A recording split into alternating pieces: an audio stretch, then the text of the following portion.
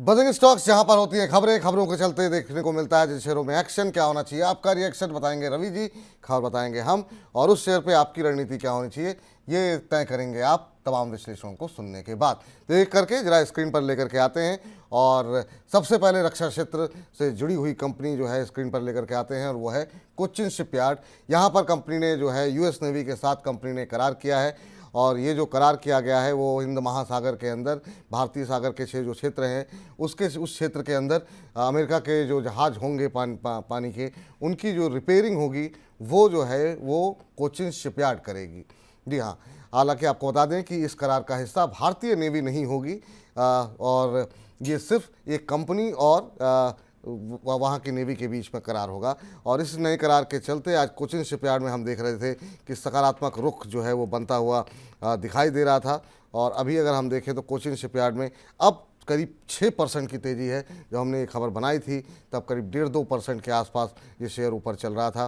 काफ़ी खबरें रहती हैं सर इस शेयर के अंदर, बहुत सारे नए नए ऑर्डर्स मिलते रहते हैं। पिछले एक महीने में भी जो बाज़ार में वोलेटिलिटी देखने को मिल रही थी वहाँ भी इसने 34-35% के आसपास का अच्छा रिटर्न दिया है। पिछले 6 महीने में 125% का रिटर्न, और पिछले एक साल के अंदर, महज एक साल के अंदर 370 गुने का परसेंट का रिटर्न जो है इसने दिया है। काफ़ी अच्छी तेज़ी आ चुकी है। अभी क्या करना चाहिए?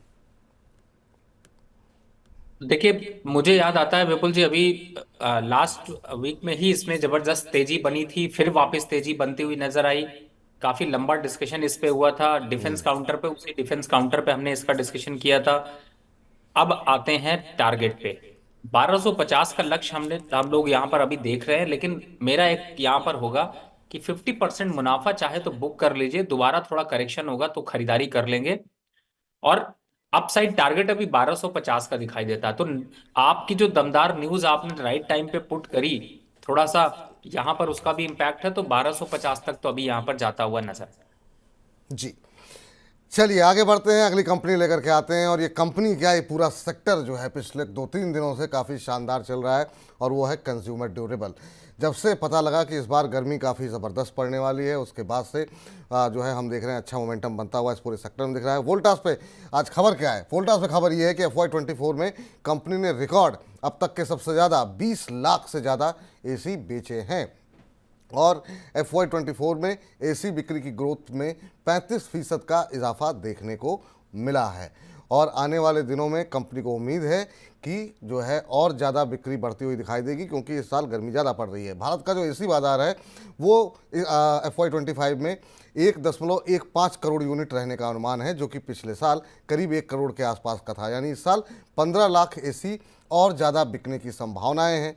और चूंकि कंपनी जो है इस क्षेत्र में सबसे बड़ी हिस्सेदार है, तो उसका ये मानना जा रहा है ऐसा तमाम ब्रोकरेज हाउसेस की तरफ से कि यहाँ पर जो है और ज़्यादा जो है तेज़ी देखने को मिल सकती है। और करीब 9% से ज़्यादा की तेज़ी जब हमने खबर बनाई थी तब देखने को मिल रही थी। और अभी की अगर हम बात करें तो करीब 7.5% ऊपर वोल्टास का शेयर इस समय दिखाई दे रहा है कामकाज करते हुए। सर, इस पूरे क्षेत्र में हम देख रहे हैं कि काफ़ी अच्छा मोमेंटम बनता हुआ दिखाई दे रहा है। वोल्टास में अच्छी तेज़ी है, बाकी शेयरों में भी अच्छी तेज़ी है। पिछले 5 दिन में करीब 11-12% ये शेयर चल चुका है, एक महीने में करीब 24% चल चुका है। आप कैसे देख रहे हैं सर वोल्टास को? देखिए, अभी तो दौड़ लगा ही रहा है, भाग ही रहा है, रुकने का नाम नहीं ले रहा। 1450 तक ये दौड़ दिखती हुई नजर आएगी। जब वहां पर आएगा तब उसके बाद थोड़ा सा रुकावट देखने को मिल सकती है। तो बहुत अच्छा स्टॉक है, पहले से अगर है तो अभी पोर्टफोलियो पे होल्ड करें। जिन्होंने अभी रीसेंट डेज पे खरीदा हो उनको यहाँ पर जरूर पार्शियल प्रॉफिट बुक करना चाहिए, लेकिन फिलहाल अपसाइड टारगेट 1450 का। फ्रेश बाइंग के लिए कोई जगह है क्या सर अभी? बिल्कुल नहीं सर, फ्रेश बाय तो अब आपको कम से कम इसका कंसोलिडेशन का वेट करना पड़ेगा। 1250 के लिए उन लेवल्स पर आता है, तभी आप फ्रेश बाय कर सकते हैं। तब तक आपको अभी वेट एंड वॉच की पॉलिसी रखनी है, फ्रेश एंट्री करने से बचिए। ठीक। सर, ये जो बाकी कंपनियां हैं, क्या वहाँ कोई अपॉर्चुनिटी है? जैसे सिम्फनी है, हम देख रहे हैं आज 4.25% ऊपर है। वर्लपूल इंडिया है 3.5% ऊपर है। तो ये तमाम जो इस कारोबार से जुड़ी हुई कंपनियां हैं उन सब में मोमेंटम बनता हुआ दिखाई दे रहा है। तो कहीं कोई जगह बची हुई है या सब में रैली आ चुकी है आपको लग रहा है? देखिए, अर्निंग से पहले ये सारे आपको दिखाई दे रहे हैं, लेकिन मुझे ऐसा लगता है कि अभी फिलहाल तो यहाँ पर आपको थोड़ा सा समय देना चाहिए। इमीडिएट एंट्री करने की कोशिश ना करें, क्योंकि मार्केट थोड़ा वोलेटाइल हो सकता है, थोड़ी प्रॉफिट बुकिंग बढ़ सकती है। तो फंडामेंटल स्ट्रांग स्टॉक्स पे ही एंट्री करिए। जो मजबूत फंडामेंटल्स है वहीं एंट्री कीजिए, ये सलाह निकल करके आती हुई अगली कंपनी को लेकर के आते हैं और जहां पर खबर है और वो है इन्फो एज। इन्फो एज जिसे कि हम बहुत लोग Naukri.com के नाम से भी बहुत लोग जानते हैं। इन्फो एज में अलग अलग क्षेत्र के जो कारोबार हैं उसमें जो है कंपनी की जो ओवरऑल स्टैंड अलोन बिलिंग है चौथी तिमाही में वो 3.5% बढ़ करके 826.9 करोड़ रुपए पहुंच गई है। इसके अलावा कंपनी के अगर बाकी हिस्सों की बात करें तो जो पूरा कंपनी का जो रियल एस्टेट का कारोबार है जो 99acre.com है वहाँ से उसकी बिलिंग जो है करीब 26.42% बढ़ी है, ये 131 करोड़ के आसपास रही है। जो हिस्सा रिक्रूटमेंट वाला है जो कि जिसे कि हम Naukri.com के नाम से जानते हैं उसकी बिलिंग में 7.25% का इजाफा देखने को मिला और ये 625.4 करोड़ रुपए रहा है। तो ये इन्फोज पे खबर निकल करके आई है और जो आंकड़े हैं वो जो है उम्मीद से बेहतर रहे हैं और इसी के चलते हम देख रहे हैं 7.25% से ज़्यादा की तेज़ी शुरुआती कारोबारी सत्र में देखने को मिल रही थी और अभी भी इन्फोज के अंदर जो स्थिति है वहाँ पे जो है अब 9.25% ऊपर इन्फोज का शेयर 6,204 का इस तरफ देखने को मिल रहा है। शानदार मूव इन्फोज के अंदर इस समय बनता हुआ दिखाई दे रहा है। सर क्या सलाह रहेगी? ये भी शेयर पिछले एक महीने में करीब 20% की रैली यहाँ पर आ चुकी है। अभी कोई अपॉर्चुनिटी है या फिर अभी जो है आपको लगता है गाड़ी मिस हो गई है, रैली आ चुकी है? देखिए, रैली तो आ ही चुकी है, लेकिन मुझे ऐसा लगता है कि जिनके पास पोजीशंस है उनको अभी होल्ड करना चाहिए 6500 के टारगेट के लिए। और अगर आप फ्रेश एंट्री के लिए देख रहे हैं तो सिर्फ 30 से 40% फंड ही करंट लेवल पर इंक्रीज कर सकते हैं। और जिनके पास जिनको नई पोजीशंस बनानी है उनके लिए और स्टॉप लॉस थोड़ा यहाँ पर बड़ा रखना पड़ेगा, क्योंकि आप इस समय 6200 की देख रहे हैं तो स्टॉप लॉस जो बन रहा है वो बन रहा है आकर के 6000 के नीचे का क्लोजिंग और अपसाइड टारगेट 6500 रुपए। तो थोड़ी बहुत एंट्री बन सकती है, लेकिन अग्रेसिव ट्रेड नहीं ले सकते। ऐसा नहीं कर सकते कि आप इमीडिएट सारा पैसा लगा दीजिए, थोड़ा बहुत खरीदारी कर सकते हैं, लेकिन 6500 के आसपास आता है। रिव्यू जरूर करिएगा मनी 9 पे।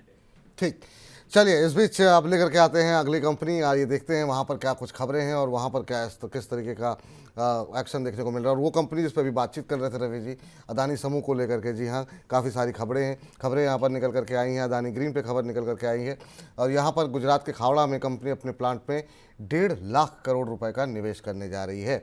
और ये जो निवेश करने जा रही है आपको बता दें उस कंपनी जो है वो रिन्यूएबल एनर्जी जो है जो वैकल्पिक ऊर्जा है उस क्षेत्र में निवेश करने जा रही है। और इस निवेश के बाद कंपनी की जो उत्पादन क्षमता होगी वो करीब 30 गीगावाट हो जाएगी। गुजरात के खावड़ा में 538 किलो वर्ग किलोमीटर के अंदर ये प्लांट जो है कंपनी की तरफ से लगाया जाएगा। और इतना ही नहीं, 2030 तक जो है और अतिरिक्त इसके अलावा करीब 50,000 करोड़ रुपए जो है वो रिन्यूएबल एनर्जी के क्षेत्र में निवेश करने की कंपनी की योजना है। और आज इसी खबर के चलते अदानी ग्रीन के अंदर शुरुआती कारोबारी सत्र में सकारात्मक रुझान देखने को मिल रहा था और अभी भी अगर हम देखें तो करीब 2% के आसपास की मजबूती है अदानी ग्रीन एनर्जी। सर हालांकि आपने काफ़ी डिटेल में बातचीत की थी, लेकिन ये सेगमेंट चूँकि हम अलग से अपलोड करते हैं तो अदानी ग्रीन पे आपका व्यू जानना चाहेंगे। देखिए, अभी अदानी ग्रीन मोमेंटम में है, 2% अप है, लेकिन ये कहूंगा कि फ्रेश बाय करना है तो आप अपना टारगेट एक बार को देखें। यहां पर अभी ये स्टॉक लॉन्ग टर्म पे अगर देखते हैं तो 2200 के आसपास तक के लेवल यहां पर दिखाई देंगे, लेकिन शॉर्ट टर्म पे अगर फ्रेश अच्छी एंट्री जरूरी है तो वो आपको 1880 1870 के पास मिलेगी और उन लेवल्स पे आप फ्रेश बाय करके चलिए। 1820 के स्टॉप लॉस से टारगेट वही होगा 2200 रुपए का। तो लॉन्ग टर्म के हिसाब से अगर देखा जाए तो ये स्टॉक थोड़ा करेक्शन अगर आता है तो बाय के लिए काफी अच्छा है। एग्जिस्टिंग पोजीशन जिनकी है उनको यहां पर बने रहना चाहिए। ठीक, चलिए अदानी समूह की अगली कंपनी जरा लेकर के आते हैं और ये कंपनी जो निकल करके आई है वो है अदानी विल्मर। अदानी विल्मर में भी चौथी तिमाही के अपडेट्स कुछ आए हैं, आइए देख लेते हैं। अपडेट्स ये है कि चौथी तिमाही में कंपनी ने जो ग्रोथ दिखाई है वो डबल डिजिट ग्रोथ दर्ज की हुई है और अलग अलग क्षेत्रों में जो है आपको बता दें कि ये डबल डिजिट ग्रोथ आती हुई दिखाई दी है। कंपनी की जो ब्रांडेड उत्पादों से आए हैं उसमें करीब 18% का इजाफा देखने को मिला है। वहीं अगर कंपनी के जो दूसरे ब्रांड्स हैं फूड और FMCG कारोबार की जो आय है वो करीब 10% के आसपास बढ़ी है। एडिबल ऑयल के जो आंकड़े नंबर आए हैं उसमें उसके वॉल्यूम में हमने देखा कि 13% के आसपास की बढ़त देखने को मिली है। तो ये जो नंबर्स रहे हैं उसके चलते जो है आज हम देख रहे थे करीब 1% से ज़्यादा की बढ़त अदानी विल्मर के शेयर में शुरुआती कारोबारी सत्र में देखने को मिल रही थी। लेकिन अभी जो स्थिति देखने को मिल रही है वो देखने को मिल रही है करीब अभी भी 1% ही ऊपर है, 356 का लेवल देखने को मिल रहा है। Sir Adani Wilmer sir numbers आए हैं, नंबर डबल डिजिट के रहे हैं, आपकी राय क्या रहेगी? देखिए, इसमें एक बहुत इंपॉर्टेंट लेवल मैं आपको बताता हूँ। दो तीन लेवल्स हैं। पहला, एक तो 380 के आसपास और 400 के आसपास आता है तो पूरी तरह से अपनी पोजीशन एक बार खाली कर लीजिए, एग्जिट हो जाइए, क्योंकि ये स्टॉक उन लेवल्स को तोड़ नहीं पा रहा और उन लेवल्स पर आते ही एक सेल ऑफ आ जाता है। दूसरी तरफ जिन लोगों ने लोअर बाय किया हुआ है, अगर इस स्टॉक में बहुत लंबा समय अगर देना है तो मुझे ऐसा लगता है लेवल्स थोड़े इंपॉर्टेंट है, उनका ध्यान देना पड़ेगा। हालांकि अभी के हिसाब से मुझे ऐसा लगता है कि 380 और 400 के आसपास के लेवल बनते हुए नजर आएंगे। रिस्क रिवॉर्ड रेशियो देखता हूं तो यहां पर 320 का बनता है, तो बहुत ज्यादा लंबा नहीं है। तो मुझे लगता है अभी समय दीजिए, लेकिन कोशिश करिए जो लेवल्स पता है उन पे आता है तो एग्जिट कर लीजिए। ठीक, चलिए आगे बढ़ते हैं और अब जरा स्क्रीन पर लेकर के आते हैं फोर्स मोटर का शेयर। फोर्स मोटर्स पे भी आज अच्छी मजबूती देखने को मिल रही थी। यहाँ पर जो नंबर्स आए हैं वो काफ़ी अच्छे रहे हैं। अब जो खाली नंबर्स का ही खेल देखने को मिल रहा है और वो उसी तरह के शेयर चलते हुए दिखाई दे रहे हैं। आपको बता दें मार्च महीने में कमर्शियल वाहन और ट्रैक्टर दोनों के उत्पादन में जो है वो अच्छी बढ़त कंपनी ने की है।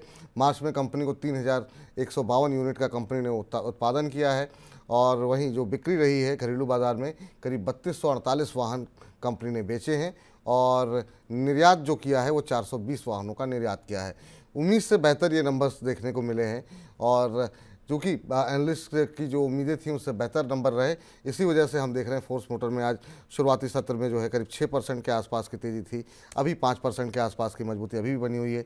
8615 का लेवल देखने को मिल रहा है। क्या सजेशन रहेगा सर? फोर्स मोटर आज अच्छे फोर्स में जो है आता हुआ दिखाई दे रहा है, हालांकि आज तो पूरा ऑटो पैक ही चला हुआ है। देखिए, बिल्कुल आपने सही कहा। इस समय तो जो रैली दिखाई दे रही है पूरे ऑटो सेक्टर में वो रैली है, और जो अभी आगे आगे अर्निंग्स के इम्पैक्ट है वो भी यहाँ पर रहेगा। तो मुझे ऐसा लगता है कि बिल्कुल अभी कंटिन्यू रखिए। और इस स्टॉक में अगर देखते हैं तो 8 से 10% की रैली यहाँ से और देखने को मिल सकती है। इसके साथ में टाटा मोटर भी फोकस करके रखिए, लेकिन यहाँ पर फोर्स मोटर की चर्चा हो रही है तो मुझे लगता है कि पहले इसको अभी कंटिन्यू रखिए। 10% का अपसाइड मूव यहाँ से देखने को मिलेगा। जी, चूंकि आपने ऑटो का जिक्र कर ही दिया है सर और इतनी अच्छी रैली है, ऐसी कौन सी ऑटो कंपनी है जिसकी रफ्तार जो इस समय आज देखने को मिल रही है आपको लगता है जहां पर मुनाफे की सवारी हो सकती है? देखिए, मुनाफे की सवारी अगर करनी है तो फिर तो मनी नाइन को सही टाइम पे फॉलो करना पड़ेगा ना। अगर आप बीच में सवाल अगर सुनेंगे तो फिर आपको वो मजा नहीं देगा। पहला, अशोक लेलैंड याद होगा विपुल जी, अभी हम जब चर्चा कर रहे थे 171-72 चल रहा था, आज रेट देखिए 177 रुपए, 7 रुपए बढ़ चुका है जिस दिन से हम चर्चा कर रहे थे। 200 जल्दी लेवल देख लेंगे। दूसरे स्टॉक की बात करें, ये स्टॉक बाय करना है, इसलिए मैं आप लोगों को रिमाइंड कर बिल्कुल। रहा हूं कि सही टाइम पे याद करें। अपसाइड टारगेट 200 का है, स्टॉप लॉस 165 का। टाटा मोटर 950 पे दिया था, 1011 चल रहा है, बट 1250 का लक्ष्य है, तो बाय करिए। कमाई का मौका अभी दे सकता है, बीटीएससी ट्रेड में भी चलेगा। और एक एमएनएम, आप तो लीडर पे ही लड़ना पड़ रहा है। एमएनएम 2070 के पास चल रहा है, 2200 रुपए तक का दमखम रखता है 2000 के स्टॉप लॉस से। बीटीएससी ट्रेड करना है कल के लिए, बाय करके चलिए। मारुति 12800 चल रहा है, बहुत लोगों की पॉकेट से बाहर हुआ, लेकिन 15000 के आंकड़े को जल्द छुएगा। इमीडिएट टारगेट 13500 के लिए। यहां पर बीटीएससी ट्रेड के लिए अगर लेते हैं तो भी आप इसको ले सकते हैं। थोड़ा महंगा जरूर आपको नजर आ रहा है। अब आ जाते हैं ऑटो से ही ऑटो कंपोनेंट की तरफ। एक साइड तो आपने देख ही लिया है, लेकिन यहां पर अगर मैं फोकस कर रहा हूं तो मुझे जो पार्ट्स वाली कंपनीज हैं उनमें अगर आप जाते हैं तो एनआरबी बियरिंग 312 रुपए चल रहा है, पकड़ कर रखिए। आप साइड टारगेट होगा 345 रुपए का। तो फिर ऑटो चल रहा है तो ऑटो के साथ हमने ऑटो एक्सिलरीज भी कवर कर ली। जी, चलिए, तो ये जो है ऑटो एंजलरी सब कुछ चीज़ों को एक साथ ही समेट लिया गया है यहाँ पर। उम्मीद करते हैं कि आप लोग पेन कॉपी लेकर के तमाम जो नंबर्स दिए गए हैं स्टॉप लॉस टारगेट के, उनका अवश्य ध्यान रख रहे होंगे। चलिए अगली कंपनी लेकर के आते हैं और वहाँ पर देखते हैं क्या कुछ खबरें निकल करके आई हैं। वो है रियल्टी सेक्टर, जो कि आज चल रहा है। सिग्नेचर ग्लोबल पे आपको बता दें कि क्या शानदार ग्रोथ यहाँ पर चौथी तिमाही में भी रही है और ओवरऑल FY24 दोनों ही नंबर बहुत ही इंकरेजिंग रहे हैं। आपको बता दें कि चौथी तिमाही में जो अपनी कंपनी के प्री सेल्स नंबर रहे हैं उसमें हमने अच्छी खासी बढ़त देखी है और वो रिकॉर्ड 4,140 करोड़ रुपए रही है चौथी तिमाही में। और ये अगर हम देखें पिछले साल से तुलना करें, उसमें करीब 240% का इजाफा देखने को मिला है। तो आप देख सकते हैं किस तरीके से नंबर्स यहाँ पर निकल करके आते हुए हैं। इसके अलावा FY24 की बिक्री 112% बढ़ करके 7,270 करोड़ रुपए रही है। तो 4,000 करोड़ से ज़्यादा सिर्फ एक क्वार्टर में आता हुआ दिखाई दिया है। बाकी 3 क्वार्टर में करीब 3,000 करोड़ के आसपास आए हैं। यहाँ पर जो कंपनी का रिकॉर्ड प्रदर्शन रहा है उसके चलते हम देख रहे थे सिग्नेचर ग्लोबल में करीब 3% से ज़्यादा की मजबूती आती हुई दिखाई दे रही थी। सर, रियल्टी सेक्टर में भी आज काफ़ी शानदार मूव है, आप कैसे देख रहे हैं सिग्नेचर ग्लोबल के शेयर को? क्या करना चाहिए अभी? देखिए, फिलहाल तो अगर देखा जाए तो ये स्टॉक 1300 से 1280 से बढ़कर 1300, 1350, 60 के आसपास आ चुका है। 1400 पे आके थक जाएगा तो मौका है, आपके पास है तो मुनाफा वसूली कर लीजिए। और एक बात यहाँ पर, अभी फिलहाल रियलिटी काउंटर के ओवरऑल सेक्टर से थोड़ी दूरी अब बनाकर रखिए, क्योंकि ये एक ऐसे समय चल रहे हैं कि जिनमें कि थोड़ा सा लंबे समय के लिए एक नेगेटिव ट्रेंड आने की संकेत बनते जा रहे हैं और उसमें दिग्गज रहेंगे। तो इसलिए मुनाफा अगर आ रहा है तो मुनाफा बुक करते हुए चलिए, ज्यादा अच्छा होगा। बहुत लंबी तेजी के लिए यहां पर रियलिटी काउंटर पे बिड मत करिए। ठीक, चलिए अब आगे बढ़ते हैं और फिलहाल के लिए बजिंग स्टॉक्स को यहीं पर समाप्त करते हैं।